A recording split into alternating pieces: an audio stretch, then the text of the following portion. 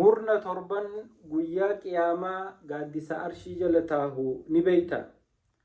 Guyyaa qiyaamaa guyyaa aduun akkaan hammaattu, guyyaa namuu hanguma dilii qabu takka dafka isaatiin liqimsamu murna torba Rabbi subhaanahu wa ta'aalaa gaaddisa arshii jala isaan kaayuutu jira.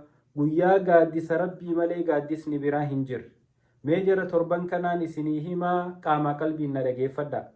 Namni tokkoffaa takkaanuu murni tokkoffaa imaamun caadil, imaama haqaan murteessu, daanyaa haqaan nama jidduutti murteessu, hagubboon fudhanne khafira khiyya jee irran dabarreef.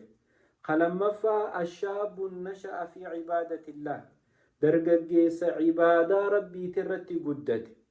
Sadaffaa rajulun qalbuhu mucallaqun bilmasaajid, dargaggeessa takkaanuu dargaggeeytii qalbiin isaa yookiin qalbiin isii masjiida rabbiitirratti hidhaa taate, warra gizee masjiida irraa gabbehe yoomumaan masjiida deebi'a jee hawu, warra gaafa masjiidatti ol deebihe taphaa fi qoflafirraa dhiisee ibaadaa rabbii jabeeffatee masjiida rabbii keessatti ibaadaan jiraatu.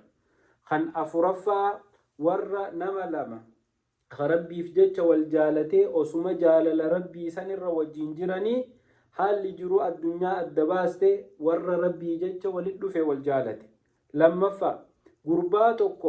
Shanaffaan gurbaa tokko ka intaltii akkaan bareedduu ta mootummaa fi aangoo qabdu, maallaqa qabdu itti dhuftee zinaanatti godhe jetteeni lakki rabbiin sodaadhaa jehee dide.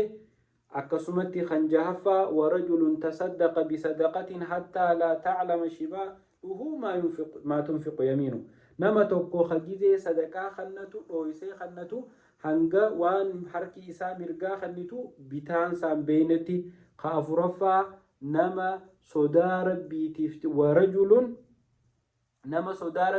jecha kophaa bahee yeroo kophaa jiru rabbii isaa yaadatee booyu nama torban kanaatu guyyaa qiyaamaa gaaddisa arshii jala ta'a. Rabbii isaanirraa nu haa godhu. Rabbii gaaddisa arshii jalatti warra haara galfatu nu haa godhu. Rabbiin khayrii addunyaa fi akhiraa hunda waliin nu haa qabu. Wassalaamu alaikum.